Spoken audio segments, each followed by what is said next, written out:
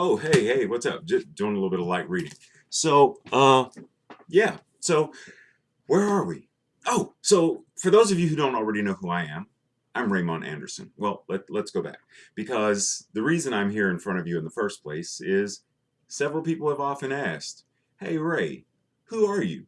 How did you do this whole belief? Why did you do this whole belief thing? How did you get involved in the deaf community? Tell us about yourself." So here I am. Let's begin. 3 steps back. Because in order to really understand what I'm about to tell you, you have to know something that not too many people know about me. I'm a nerd. No, N-E-R-D, nerd. Huh? No, a bookworm, a nerd. Now, the reason that I say that is because I have 10 degrees. Yeah, I know how that sounds, but check this out. The reason that I have 10 degrees isn't because of what you might think, because some people think that, whatever. The reason I have 10 degrees is because I have a lot of interest, and I love to learn. And I love to learn and share with others what I've learned. So let's talk about the 10 degrees first.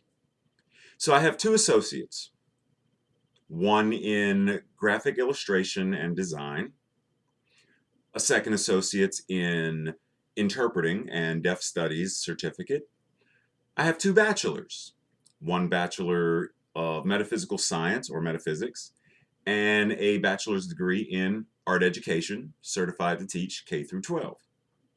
I have two master's degrees, one master of metaphysical science or metaphysics, and an MFA in theater pedagogy, theater education, with a specialization in movement for the actor and choreography and stage combat. And then I have 4 doctoral degrees. I have a Doctor of Divinity, specializing in Christian theology. I have an MSCD, a Doctor of Metaphysical Science, specializing in metaphysics. I have a PhD in life coaching. I almost forgot there for a second. I have a PhD in life coaching, and I have a PhD in holistic theology. Now, from there, because this is where this all ties in, the PhD in holistic theology segues into my being an ordained New Thought and an ordained interfaith slash interspiritual minister. Now, what does that mean? I'm going to save that for a different video because I want to talk about what a lot of people have asked me, this whole believe thing. B.E.L.I.E.V.E. Being empowered, living inspired, exemplifying victory every day. What is that, and where did it come from?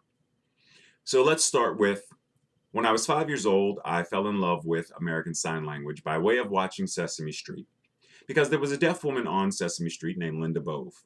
Now, everywhere that Linda went, generally, Bob went. Didn't really so much care for Bob. I wanted to meet Linda, chat with Linda, have coffee and cookies or whatnot with Linda. I had important questions as a kid. I wanted to know, does Oscar the Grouch have legs? I've never seen them. He's always in the trash can. Is he like a snake? Or, like, what is he? I was curious. I had questions. Bert and Ernie, how old are they? Because I get the impression that they're children, but they live I had questions. So I wanted to meet Linda, but I wanted to talk to Linda in her language, which meant I had to learn sign language. So I put that on my bucket list as a 5-year-old. Many, many years later, finally I'm at Carlow College getting my first bachelor's degree in art education.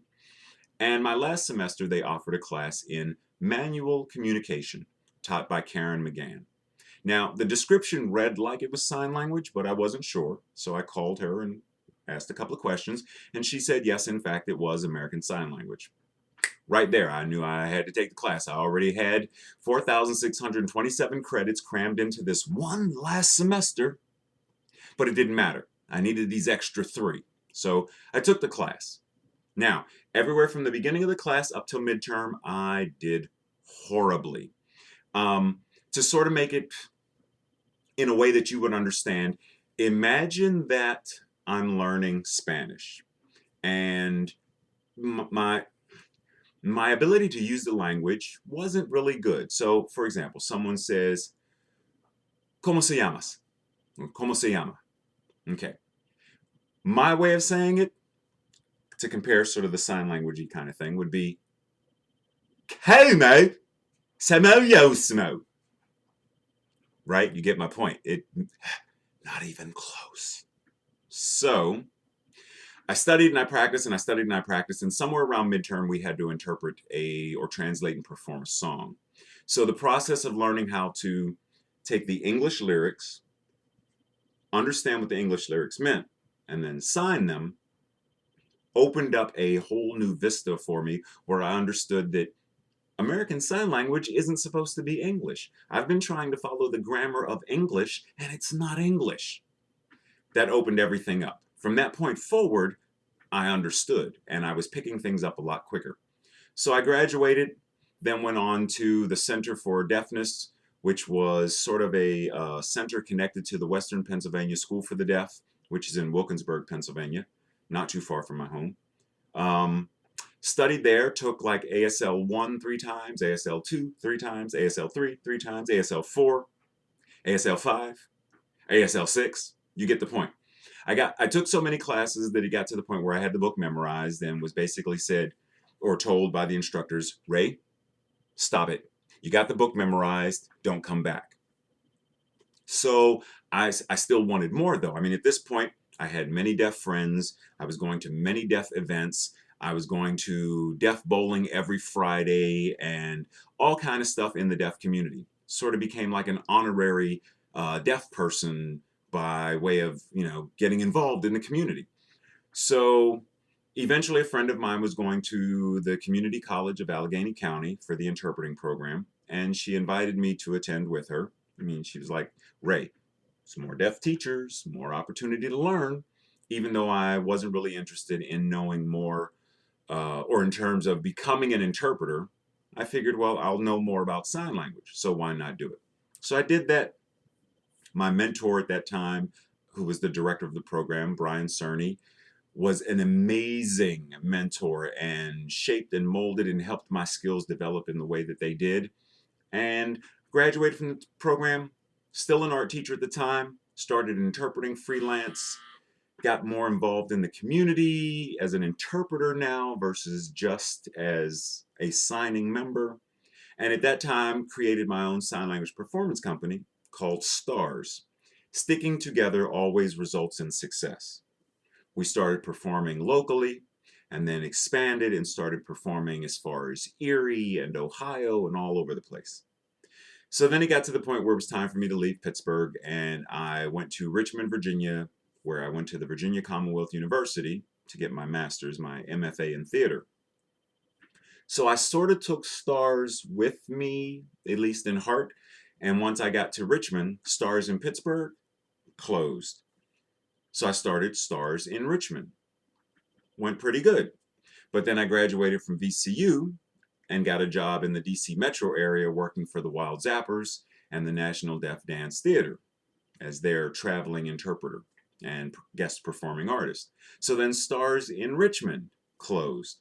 So now in the DC metro area, I still wanted to perform and I still wanted to do what I've already been doing and sort of had a passion for, but I didn't want to do STARS again. So after meeting a couple of people and discussing it with them, the idea or the name B.E.L.I.V.E was brought to me. Now, like acronyms, so I said, okay, well, if we're going to go with the name B.E.L.I.V.E, it has to mean something. Ta-da! Came up with being empowered, living inspired, exemplifying victory every day. So that's where B.E.L.I.V.E came from. That's how and why I got involved in sign language via Linda Bove, via all of the many deaf friends that I had, via being a part of the community, going to the deaf club in Pittsburgh and meeting amazing people and influences and whatnot. So that's pretty much that. So now B.E.L.I.V.E, we travel, we perform. If you ever want, you could invite us to come to your church, your school, your community function. And if our calendar is available and things work out, we are more than willing to do that. So if you want to know more about B.E.L.I.V.E, go to www.wildzappers.com whenyoubelieve.org. If you want to know more about me specifically and what I do, go to www.raymontanderson.com. Now, if you want to know more about what I do as a minister, life coach, that stuff, in terms of the theological side, go to, yeah, I know, I'm sorry, websites. Go to www.clspfi.org. And push comes to shove, you can always send me a message here at YouTube and it'll come to me and we can dialogue and go forward. So if you ever have any questions, comments, or concerns, want to know more about workshops that I do or anything else, just get in touch. Cool? Okay, so you go ahead and do what you got to go ahead, do what you got to do. I'm going back to my book.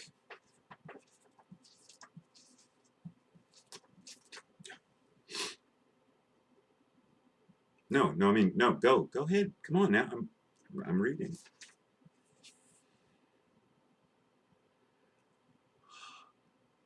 Go ahead.